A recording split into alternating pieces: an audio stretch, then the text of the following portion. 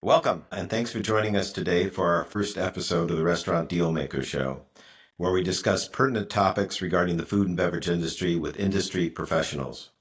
My co-hosts today are Patrick Totah and Andy Mirabell, two of RRC's top agents who were former restaurant owners and operators, and then they were former clients before joining Restaurant Realty. I now have the opportunity to introduce Patrick, who will give you a little bit of his story. So Patrick, welcome.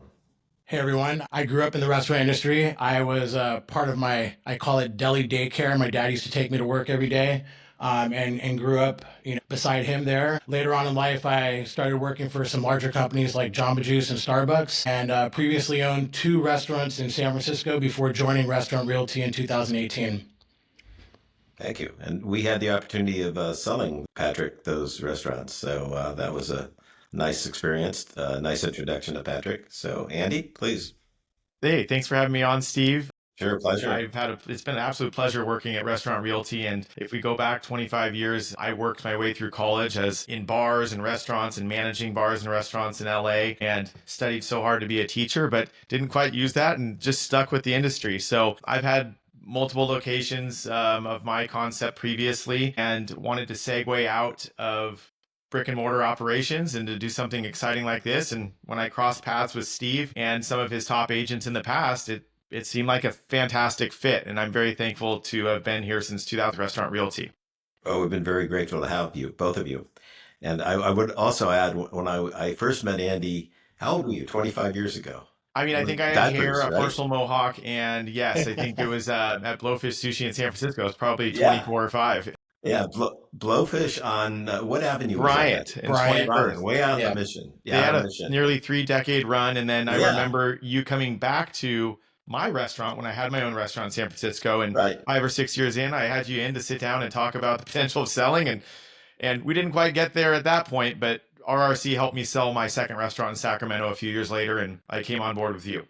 Right. Well, we're grateful that you did come aboard. So, our topic today is going to be why restaurant deals fall apart and how to save them. And we're very qualified to discuss this topic because all of us have done many, many deals and we've learned from our ups and downs of doing these deals. So, our format is that we're going to be asking questions. I'll be asking some questions. Patrick will be asking questions, and Andy will be asking questions. So, I'm going to start off by asking the first set of questions, which is number one: what are the top 2 or 3 reasons restaurant deals tend to fall apart while in contract, while in escrow? So, gentlemen, who wants to go first? Gosh, I mean, I think there's two big elephants in the room on this one. I'm going to throw one out there, Patrick, and you can support or not. But time is the one that kills a lot of the deals. If there are delays due to either buyer or seller delays, landlord delays, delays in lien clearances and such, time can often whittle down the patience of a buyer in particular. And there are times where they've had enough, and we can only extend the contingency period so many times before they say, you know what, I'm going to move on to a different opportunity.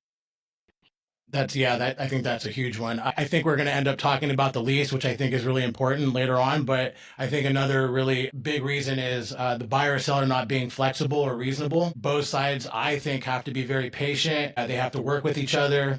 They have to be, reasonable and flexible with each other. And I think when you don't have that, it just adds another element or a challenge to getting a deal done.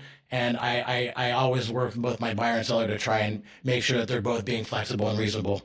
Yeah, and you brought up the point of landlords and leases, which we'll probably dive into later. I know we once in a while as agents, tongue in cheek, say, "Oh, the landlord can be a deal killer because they're not, approving our qualified buyer." But that is part of the game and part of the transaction. So if a buyer is not up to the standards of the landlord, they can kibosh the assignment of the lease or lease, tenant approvals at that point, and that essentially kills the deal. So that's a big one. Another one I deal with a lot, especially in particular counties in Northern California, is change of ownership inspections with the health department. When the business is changing hands from one owner to the next, it has to go through quite rigorous inspections. And sometimes those inspections can bring up tasks for the buyer and or seller to complete before the close of escrow or after. That can be quite prohibitive financially. When you have an inspection in hand and it's more than a buyer expected, that really can kill a deal because they can back out at that point if it's not something they want to proceed from there. And you had mentioned initially that one of the big potential deal breakers is time. Mhm. And you very recently orchestrated a deal in the East Bay with a lot of extraordinary time. What was the philosophy or the mechanisms that you used to keep that deal on track? Because obviously there's a lot of diplomacy involved, or that deal could have fallen apart many Yeah. times. So how did you do that? Yeah, it really went on to be one of the longest transactions I've been a part of. Of course, as a broker, we want to facilitate getting things to each stage and the final, finish line sooner than later, so other things can't come up. This deal really got delayed for a couple of key reasons. The top one was that we were trying to have the buyer assume the large existing EIDL SBA loan from the pandemic. That process can take 3 to 4 months, and it's a very low success rate. So that killed quite a bit. That actually just took a lot of the transaction here. We kept extending, and we didn't get a positive outcome on that. Thankfully, the way we wrote the asset purchase agreement was that we had plan A and plan B. If plan A didn't work out, we moved to plan B. So that wasted a few months. Also the back and forth between the buyer and the landlord went, I think, far beyond what the initial, agreement with the LOI in terms that were agreed on. It went too far beyond that, and the requests kept coming from the buyer side, which greatly delayed the transaction, and it added to some frazzled nerves on both sides too. But in the end, we did get the transaction done, but it was nearly 13 months. It's a Wow. long one. Yeah, I I think you hit lost on some extra something hair there. from it. Yeah. You hit on something there is another reason or challenge of getting a deal done right now, and has been since we got out of the pandemic, and that being the EIDL loan and what that's added to getting a transaction done. These loans have liens attached to the business, and that's been another challenge in getting deals done because sellers do not want to pay back the loan, given that it's a 30-year loan with really favorable terms. And having that discussion with sellers early on is really important in trying to get the deal done. It is. It is. And the attempt to try to assign it, recollateralize the Yeah. assets, the success rate is very, very low. And it takes a lot of time and effort. It takes a really, really motivated seller to work with the SBA to get these clearances or resubordination, whatever it may be. But in the end, the seller should be paying off this EIDL loan in order to close escrow. Yeah, and there are no prepayment penalties on those EIDL loans, right? No. Yeah, yeah, And that's the understood. government wants their money back. Oh, sure, 3% plus Yeah. interest rate, understood.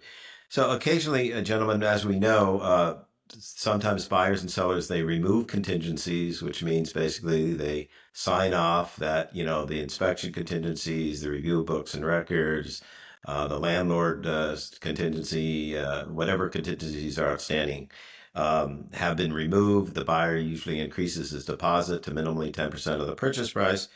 And occasionally, one of the parties, either buyer or seller, try to cancel the deal after that has occurred. So, could you tell us, what are the ramifications of either a buyer and or seller trying to cancel an escrow after contingencies have been removed? Yeah, I mean, that's a pretty rare thing, at least in my experience so far, but it has happened a few times. I think it's incredibly challenging because you're trying to unravel a deal. You've already, gone through the whole bulk sale publication and order clearances, and so you have to cancel that whole thing. Also, the buyer and seller have to agree in order to cancel a deal. So it's not just as simple as the buyer saying, I want to cancel. Both the buyer and seller have to agree. And if they can't come to terms on what's going to happen with the deposit, that creates a whole nother challenge as well. Andy, what? There's a lot of damage that can be done at that juncture too. If we've removed contingencies and hung an ABC transfer poster in the window, informed staff, informed their customer base, there's damage, and it's hard to quantify that, but it's there and it's real. So, a lot of the times in these rare situations, then the buyer seller should be moving into mediation. And try to figure out how to come to some sort of agreement on either to close this escrow or move on. But mediation is non-binding. So just because that person says, hey, this is what I think you should do, both the buyer or seller don't have to, Stephen, maybe you can speak to this a little bit more. They don't have to agree with that. Is that correct? That is correct. Unless an agreement is reached in mediation and they both sign off on that agreement, with the mediator. They both come to an agreement through the mediation that they've agreed. But again, if they don't agree, then it's non-binding, obviously. But if they put an agreement in writing signed by both parties, then I believe it is enforceable. But going back to this scenario, we do have a liquidated damages clause in our contract, which addresses buyers primarily, buyers' failure to basically move forward, try to cancel the deal after they have removed contingencies. And what it states basically is that their deposits, whatever they amount to, they do not get returned. They lose them. The broker participates in part of those deposits, and any excess goes to the seller. Now, as far as recourse for the seller, if the seller breaches, cancels rather, then there's no specific language in regards to that, but mediation is the normal route that is taken if in fact that happens. And we have that actually happening in a situation in Southern California where there was early possession and the buyer backed out. And that all is money in escrow. And this is over a year ago, and it's taken us a year to get into mediation, which we have next month. But anyway.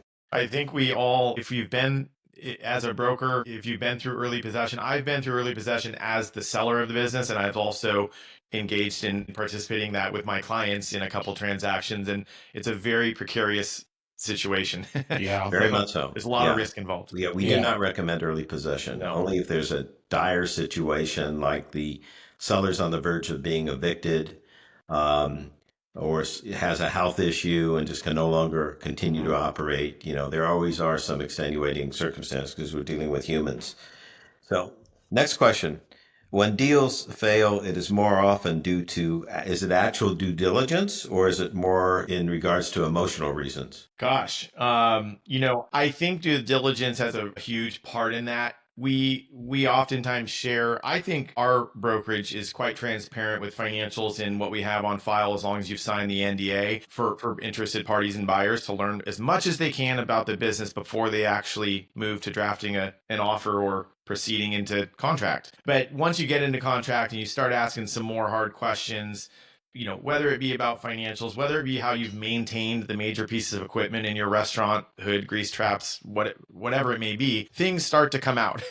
So if I think due diligence is a big factor on why a deal can fall apart. Obviously, there's an emotional reasons. I have had buyers in the past that, yes, they love their business, they're emotionally tied to it and the team. If they don't think the party coming in is going to take good care of their team or something, as they get to know them, I've had buyers start to get a little weary about the deal proceeding. I've had buyers prepare the business for sale and then kind of fall back in love with sellers prepare the business for sale and they've kind of fallen back in love with their business as they prepared it for sale and close of escrow. And that, that shows emotional ties. How often does that happen? Because that doesn't happen to me very often. It's rare, but it's actually happening to me right now. And, again, as a broker and agent to them, we need to keep their mind set on the prize and the end game of this too. So it's not common, but it can happen. Yeah. I also believe it's more about the due diligence and digging in a little bit more. And when you start to find out, like, let's say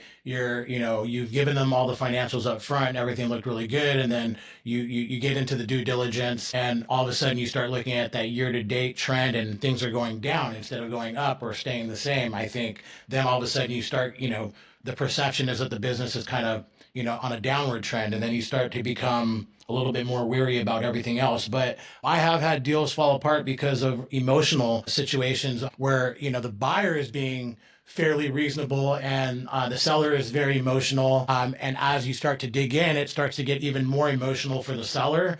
And I would say that I've had fairly reasonable sellers that have gotten emotional, which has been a little bit surprising at times. And so I think it could happen to the best of the folks that I've worked with. But I think it's more often due diligence and numbers and inspections and letting that kind of tell the story on whether you're going to do the deal or not. Yeah, agreed. One thing I'd like to bring up from the seller's side is that if the business, the seller, before they list the business, should meet with their accountants to determine what the tax ramifications are going to be.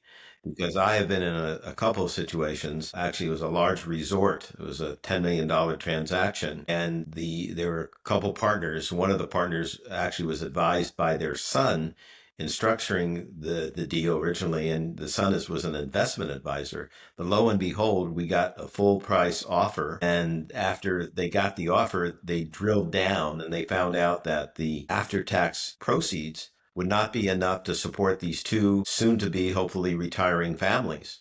So it's very important that they do, consult with the sellers do consult with their advisor to find out what the after-tax costs are going to be. This is assuming we're selling a going concern business. Yeah, When we're selling Sure. an asset sale, they just want to get the hell out of there. Yeah. They could care That less. Taxes is not on their radar. that's a good point. That's a lesson I learned early on when I had a listing, and I won't name any names or anything, but it was roughly around $4 million. And as the seller who's owned these businesses for a very long time, so their depreciated value is probably fairly low. There was no higher basis or anything like that. And when he started talking to his accountant and he started to understand what he was going to walk away with, it just didn't make sense for them.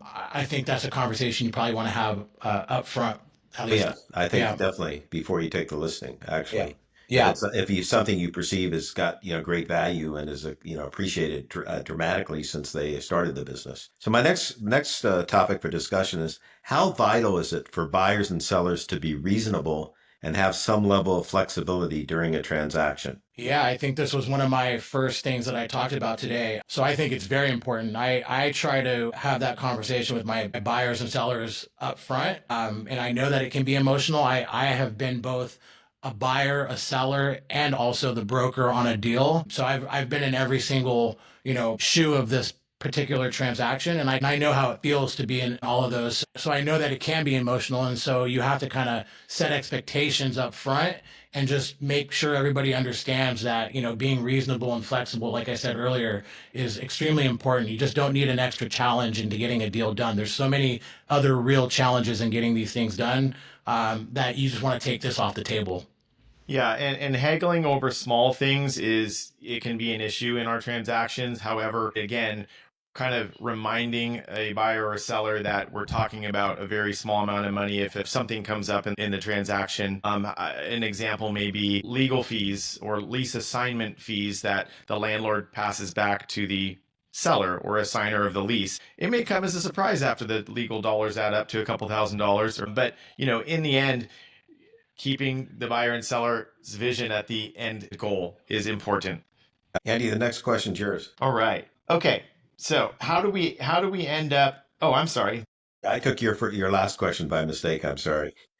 It's buyer's remorse. You got it. Buyer's remorse. Does buyer's remorse ever come into play? That's kind of this phrase that we throw around a lot. Buyer's remorse for any transaction, a car or whatnot. But is that a reality in our world? I've had buyer's remorse after I did a transaction. That's different. Really? Which transaction was that? The second place that I purchased from Restaurant Realty. Okay, the marginal. Okay, you had remorse that you sold that business. No. I'm sorry. I had buyer's remorse after I bought it. Yes. Okay, Yeah. seller's remorse after you Yeah. bought it. Yeah, not buyer's remorse. You were delighted to get rid of that place. Especially Yes. that was No, I had buyer's remorse when I bought it at the time. okay. All right, got it. Buyer's remorse can come into play. We brought up early possession earlier, and although that's rare that we use that in a transaction, once a buyer is in a space operating a business with the team and all the nuances and seeing it in real time every day, yet they don't own the business yet because escrow hasn't closed. I've had buyers go, "Oh my God, I didn't see all this." I'm like, "Well, no, you didn't, because you weren't the owner yet." And so, that's something that could really accelerate buyer's remorse if you're in early possession as a buyer and you see things that you were unprivy to as an observing buyer or even customer. Also, training, doing training before, you close escrow. I try to stay away from that because you're basically putting the buyer in the store before we close, which is slightly close to early possession. They're going to see what's really happening in there. And if for some reason they had any doubts and something just triggers them, who knows what could happen. And so I really try to make training really outside of escrow. I think it's really important. Yeah. Have you seen much buyer's remorse, Steve? Well, not much, but just to play a little bit further about what Patrick just said about, having training done before close of escrow. Yeah. The other complications there is that if the staff knows that, this is the buyer he has sometimes confusion as who does he owe his loyalties to? The buyers to become the new owner or the former owner. So it can get a little dicey there as to, chain of authority for following up with, between the employee and the landlord. But in rare occasions, it may work very well. I recently sold a German restaurant to a Korean, and they wanted to continue the restaurant as German. So, needless to say, the Koreans did not have any experience in German food, but they have had a very successful track record of owning two or three other restaurants. They were Japanese sushi teriyaki type restaurants, and they had substantial financial wherewithal, and they wanted to continue to run this business. And so they asked to have training 2 months before the close of escrow. At Wow. first, I was really taken by that, but when I drilled down and I saw their backgrounds and I saw their financial strength, they were also, by the way, buying the building as well as the business. So it was a $2.5 million transaction, and the seller was very forthright, with the employees before they came in, and he said these are, professional restaurant people. They know how to deal with people and they know how to operate, and it worked out extremely well, Hmm. which was very unique. But other And than that, I your agree seller with was open to that? it was part of the deal. Because they knew it would take them quite some time to learn about all the intricacies of a totally different food that they had no experience with. But I agree with what Patrick originally said. I tried to avoid that, to have training. It's specifically stated in our purchase contract. Training begins at the close of escrow, so it's clear as to what the relationships are between the employees and the new owner, et cetera. And again, minimizes the buyer backing out because he sees little things that are going to, get him off track. Mhm. Well, Okay. previously we brought up as why certain deals can fall apart, and I think I alluded to this a bit, but what role does the landlord play in each deal, and why do we sometimes tongue in cheek call him the deal killer? Yes. Well, I think that there's no question the landlord makes or breaks the deal. It could be a combination of the base rent, the triple net expenses, the guarantee, the guarantor. If it's a personal guarantee, is there going to be a burn off of the guarantee, or is the guarantee going to go on, for infinitum? Other little gotchas like, frequently options are personal to the seller and are not transferable. So that's a mechanism for the landlord to be able to renegotiate, the whole deal. They're definitely, the landlord plays a major role in making or breaking a deal.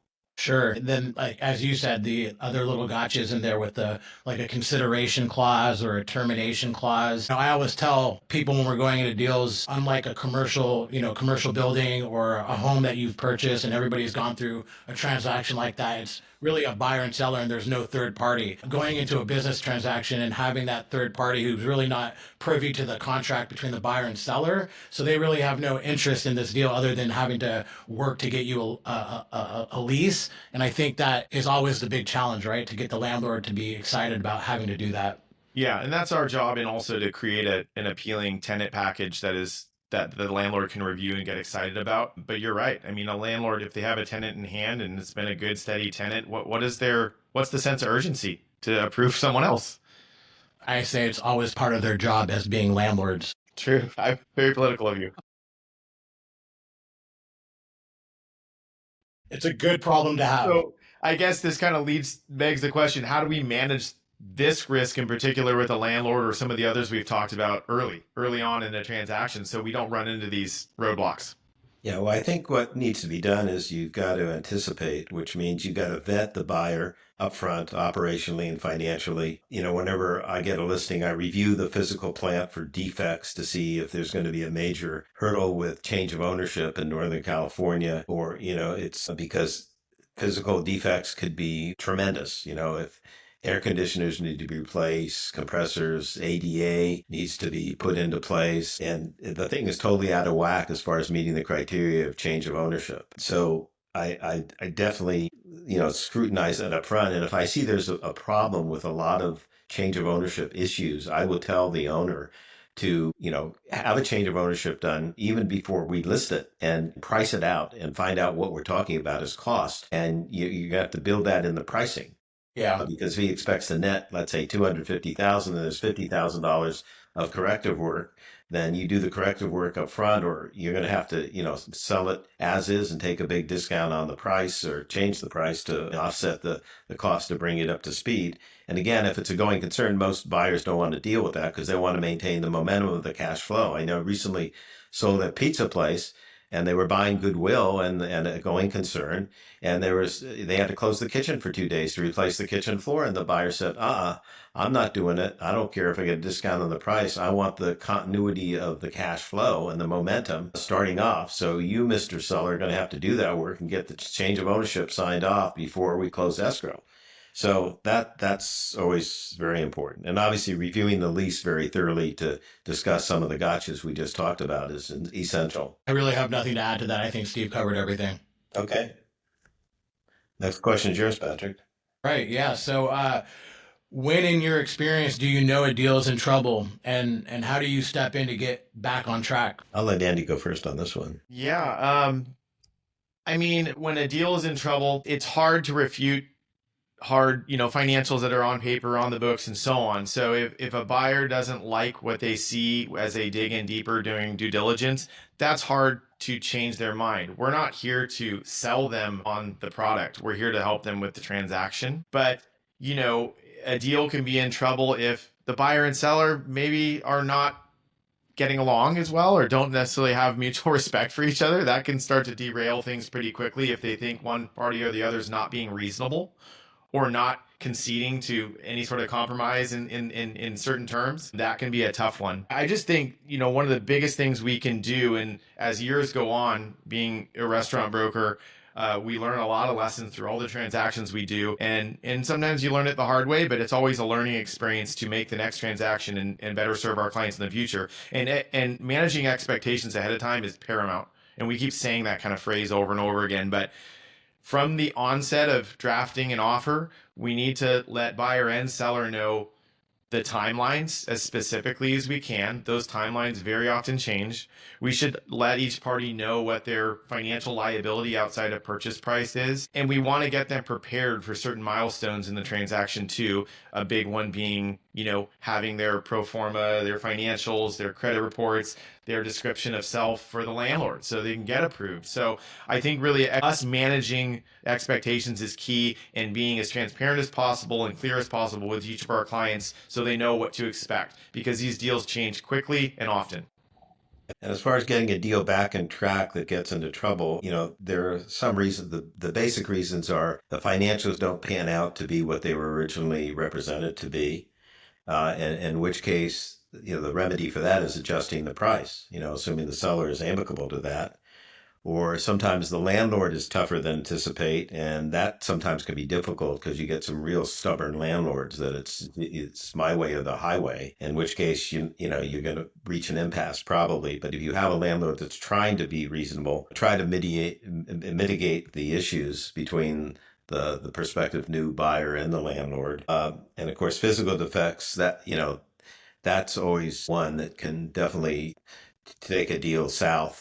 Yeah. And so it's important again to, check out that a good broker will check out the physical plant to see what little gotchas there may be there. That's critical. Have you guys dealt with, this has happened to me a few times, like where a landlord, it's typically an older landlord. I like to give out 3-year leases, or I like to give out a lease that's no longer than 5 years. Yeah. That I've been successful some of the time in talking them into going, to a 5 and a 5 or longer, but sometimes they're just dead stubborn on not doing something that they've always done and don't understand why.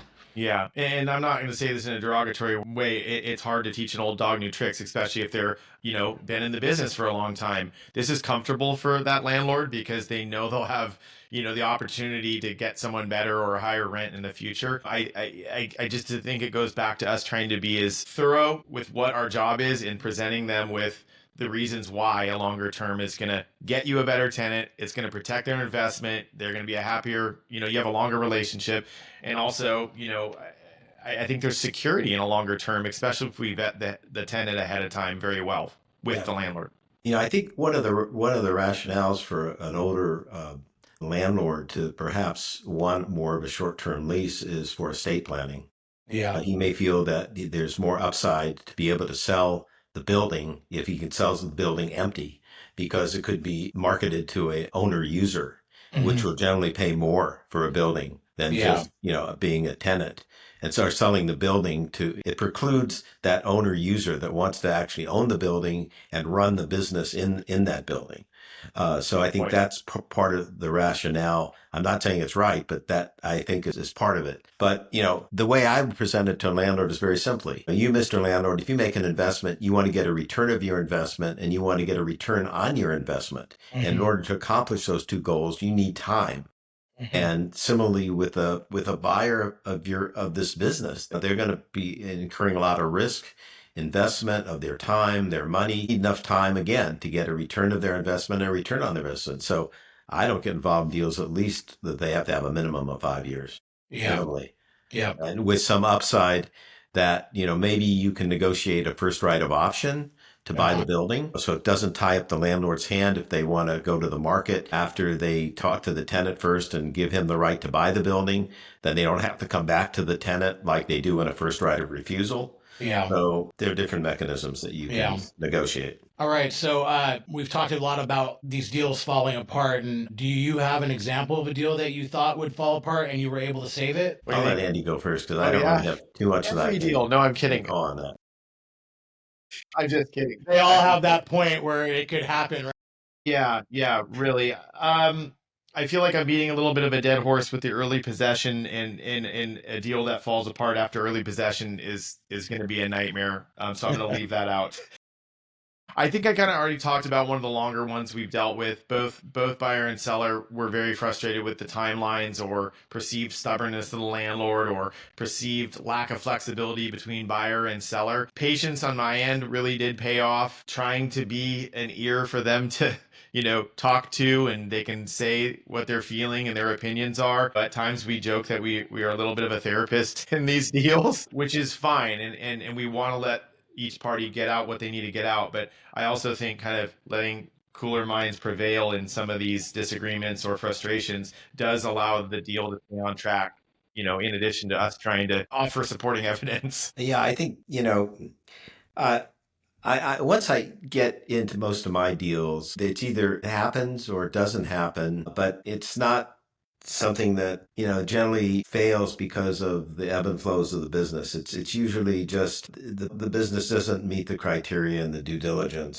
So most of my deals, once we got through the due diligence, they close. And that's probably not.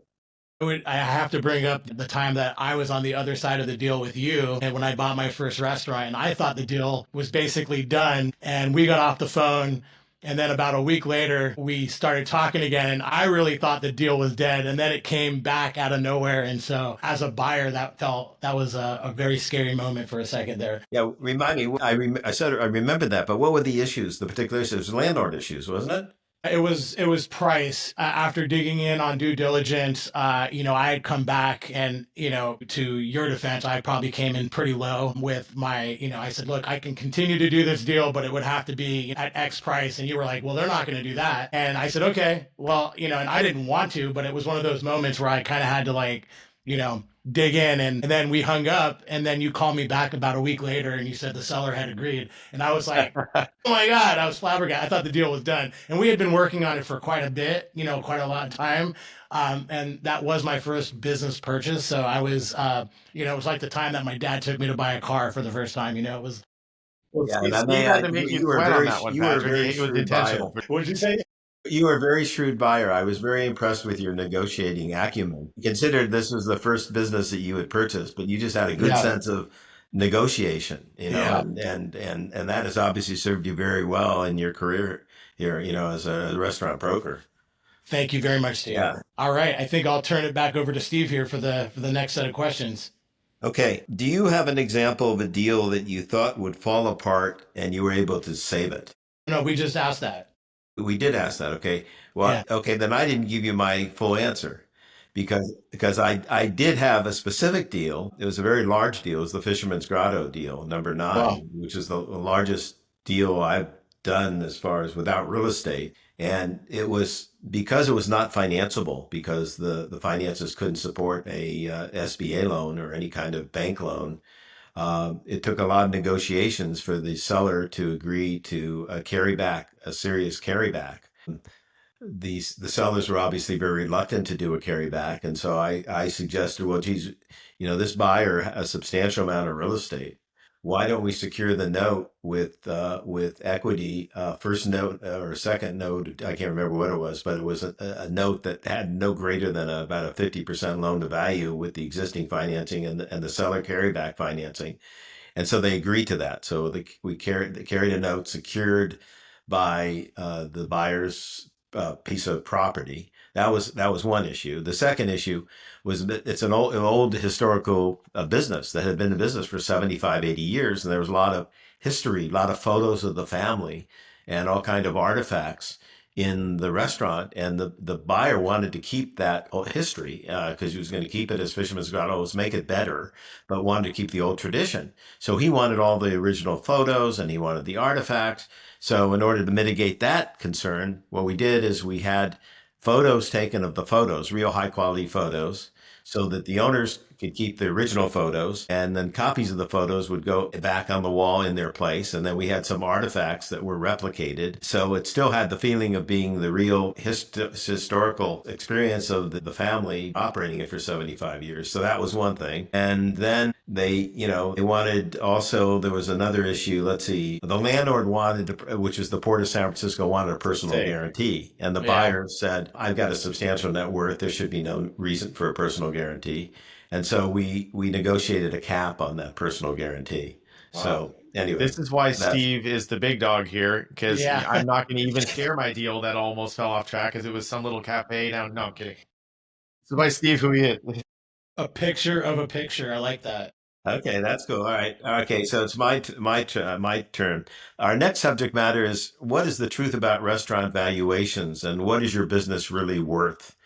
And needless to say, most sellers think that their business is worth a lot more, a hell of a lot more than what the market will support. So my first question to you, gentlemen, is how often does a seller's idea of their restaurant's value line up with the reality of the market or with your broker opinion of value? Yeah. You may want to explain to the benefit of the group, what is a broker opinion of value? Yeah, Patrick, you want to take that? Yeah, a broker opinion of value is we don't call them valuations because we're not appraisers. So we take your financials, we do a weighted average for the last 3 years, and based on the adjusted net income, we use a multiplier to find out what we believe your business is worth, and we use comps from relevant, close to your restaurant or, a similar type of restaurant to get that multiplier. So that's what a broker opinion of value is. All right, thank you. Regarding a seller, whether or not they think that their restaurant is worth what we provide them, that does happen time to time. And, I don't think there's any, a seller has been there for, however many years. They put their blood, sweat, and tears into it. I mean, it can be a very emotional thing because you have to kind of line that up with what, your life has been about for the last, 20 or 30 years that you've been doing that. And, a lot of times it's about, what they believe the restaurant could be doing versus what it actually is doing. I think I get that a lot. It's like, oh, there's a lot of opportunity here. Yeah, which is not what we're selling. I mean, yeah, but we have to do it based off of what it's actually doing or has been doing for the last 2 to 3 years, right? And I think that's probably the disconnect that I come around a lot. Yeah, I totally agree with just it for a minute on that, about what it is doing versus what it could be doing. We tell the seller very simply, the buyer is going to pay what it's doing, not what it could be doing. Their motivation for buying it is what it can do, but for what it can do, they're going to have to invest their money and their time, and there's no guarantee that the restaurant will do what it can do. They're going to pay for what it does do. Exactly. That's the reality. Yeah. Their motivation to buy it is again partly what they think they can take it to the next level. Yeah. I think I'm going to give credit to a lot of the sellers out there, that most sellers who are ready to sell do really put their trust in our hands, and we go through our review of what is shared and provide them with a broker opinion of value. And I want to say most are very reasonable and understanding, but there are those out there that are putting value on what it could do, even though the business may not be making money currently or revenue's low. And that's a hard conversation to have, because I don't want to discount the, like Patrick said, the blood, sweat, and tears that went into them operating this business for so many years. I had a really nice conversation. One of my friends and an accountant, restaurant accountant, I think both of you know him, obviously Dan Engel Accounting, and Steve's talked with him, crossed paths with him, but we brought up this exact question with him weeks back, and he had a good chuckle with me and said, he thought that our brokerage and us as agents really are realistic about the values we've been putting on businesses, the ones that he's privy to, because he's a restaurant accountant and deals with a lot of sellers that we work with too. But he brought up the fact that a lot of CPAs and accountants, if the owner goes to a CPA or accountant and asks for, what's the value of my business? He brought up that a lot of these CPAs and accountants are putting balance sheet valuations, using balance sheet valuations to come up with the value. And it's essentially the assets on the books, the liabilities, and the equity equals the value of the business. From our standpoint, that is not an equation that works, because it's not based in reality or what the market will bear. Yeah. You know what I say typically to a seller that says, well, my accountant tells me that my business is worth X, and that X is unrealistic from my perspective. What I respond is very simply, how many restaurants has your accountant sold? Yeah. Yeah. It's one thing to be theoretical. It's the other to be practical. And we have the practical input because we've been there and done it. And that's what we do is we do a serious broker opinion of value based upon our history of sales comps. And one of the things we do in recasting the financials, and that means, doing adjustments to the financials, primarily we work off tax returns. The current year, we work off the most current year-to-date P&L. But what we do is we add things back, and sometimes we subtract things back. So can you explain, gentlemen, what that concept is about? Doing add backs or doing negative doing adjustments, negative adjustments, let's say, please. Yeah, obviously, a lot of people who, their profession is running their own restaurant or restaurants, they run a lot of personal expenses through the business. And these personal expenses are not necessarily, it's not necessarily going to apply to a buyer coming in operating the business under their own management or ownership. So what we can do is take these personal expenses, and add them back to the bottom to figure out what the seller discretionary earnings or true profit is of the business. Some of these are approved add backs by a lender or an SBA lender. They're the more major ones, like owners, one working owner salary plus payroll taxes, amortization, depreciation, and major owner expenses that aren't related to the business, such as auto or things like that, automobile expenses and things like that. But when we add these back and recast it, it can give us a reflection of what the true profit would be if a new owner was not running these things through the business and had it all, on their books to show on their tax returns at the end of the year. Yeah, and then there's, on top of that, I think what Steve was talking about as well as like negative add backs. Sometimes, like for instance, I have a business that I'm doing right now where the owner has his dad come in there and he works, 20 or 30 hours a week, and he's not on payroll. And so, I have to do a negative adjustment to offset that as a normal employee, right? So I have to do, take a average wage of what a normal employee would be by 30 hours and do a negative adjustment. Also, I've got another deal I'm working on where the landlord is the seller and they're not paying themselves, market rent. They're paying themselves, slightly lower than market rent, right? And so I have to do, whatever the landlord's paying themselves, I do on top of that a negative adjustment for whatever the difference is going to be for what market or what the landlord is hoping or to get for that lease. So there are some cases where we have to do these negative adjustments to, normalize everything. Yeah, a really simple example is if it's a chef owner operator, the buyer that's coming in is not a chef. They may be able to offset some of the front of house labor to an extent, but if you have to hire a full-time chef, it's going to cost you, a pretty penny to do that. So we have to account for that when we are, recasting the profits. Right. Or there are some cases where the seller is a working owner and he's, working 50, 60 hours a week, and the buyer doesn't plan to be the working owner. So again, you're going to have to do a negative adjustment for what the costs are to replace the work that the seller owner, was doing. So to re-amplify with what Patrick discussed. There's times when we're talking about add backs though, where there are certain owners and operators that will just be running everything through the business, their food for home or whatever it may be, travel, all these things. So are there things that we as brokers don't add back, to the bottom line? Or more importantly, are there things that lenders absolutely don't add back? You want to go first, Patrick? Yeah, I always tell my sellers, I've had some that, really go in depth on the things that they're writing out to their business. And I try to draw the line, but, as long as we can justify and we can show, some sort of records and really, because it's really about the perception to the buyer, right? So if we can really disclose all of those and really pull them to the top and show it to the buyer. But the problem is, like you said earlier, the SBA loan. If we have a business that we want to get pre-approved, there are certain things that the SBA are not going to allow you to add back. And so if you're trying to sell a business and get that SBA pre-approval, adding back all these extra things are going to be very, very difficult. And that's going to bring down your value of the business, basically. Yeah, you I can't have your cake agree. and eat it too. So Yeah. the owner has to choose whether they're going to show all their profits on their tax returns and pay the related taxes associated with Yeah. it. But the business could be worth more on paper if you're doing that year in and year out versus someone who's just running every expense through the business to lower their tax liability each year and show less profits or negative profits on their tax return. Are there common expenses that even, sellers or their advisors forget to add back? I have found that occasionally there's some extraordinary accounting legal.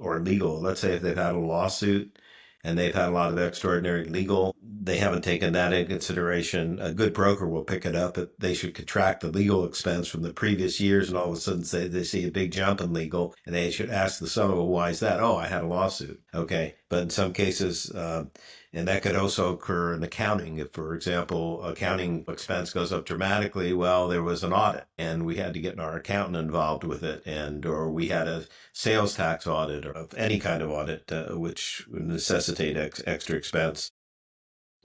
What And about sometimes a auto large one-time expense. expense? In, Sorry. what about a large one-time expense? A sewer main line that you're gonna have to replace for $50,000, but will be good for the next 30 years. Yeah, I mean, typically that should be capitalized on the balance sheet and added to depreciation, not expensed. So if it is expense, we usually do an adjustment. It's usually an add back because they're obviously trying to reduce their taxable income, but those kind of things do occur.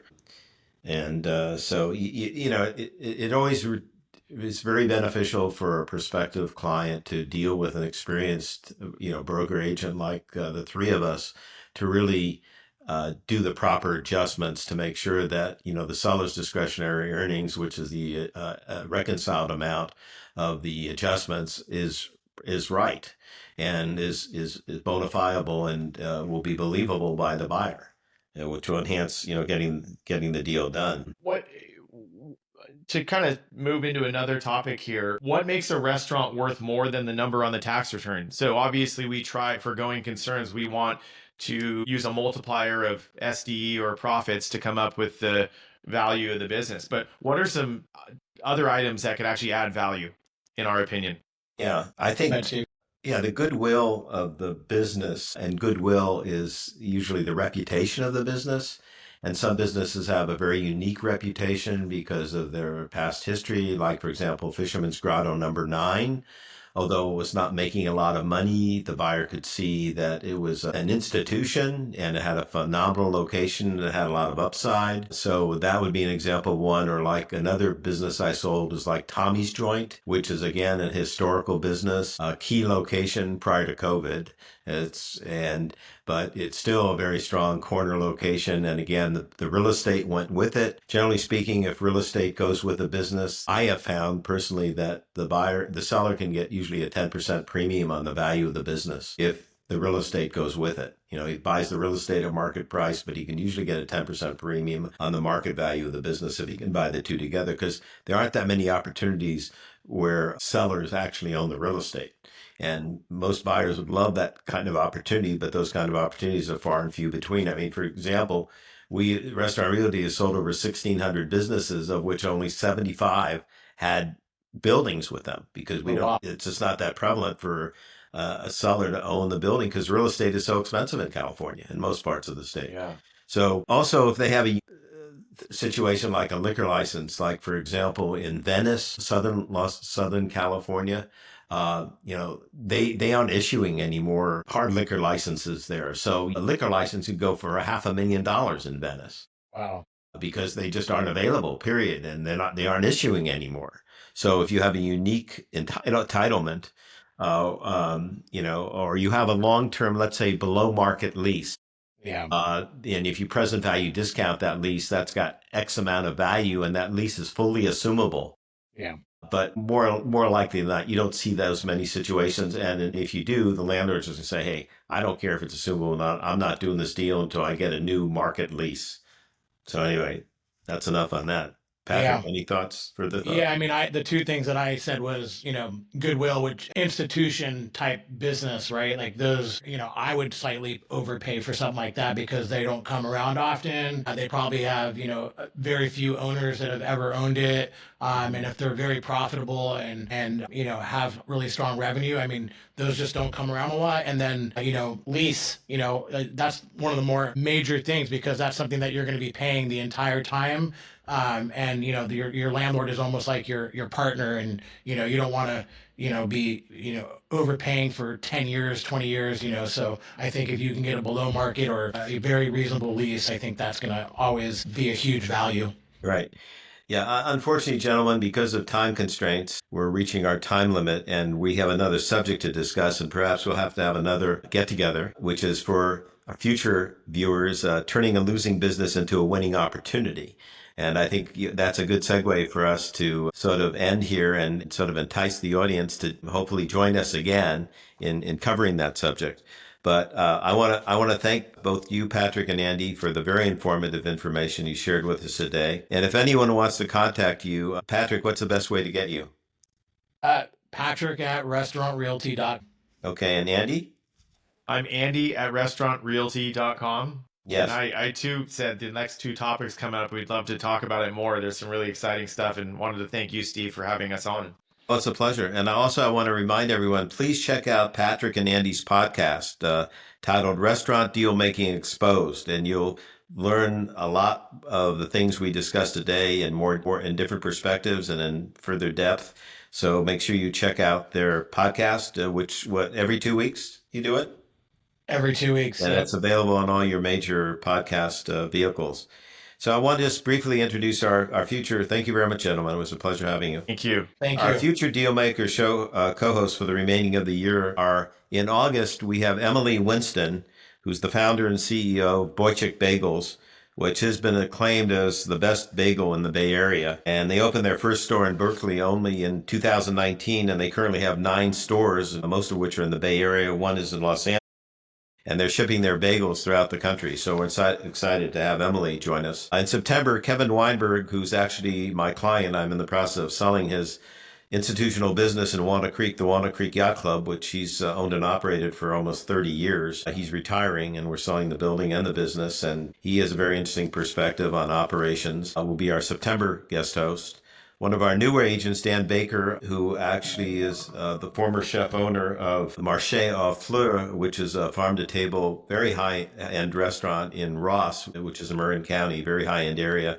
He ran that restaurant for over 20 years.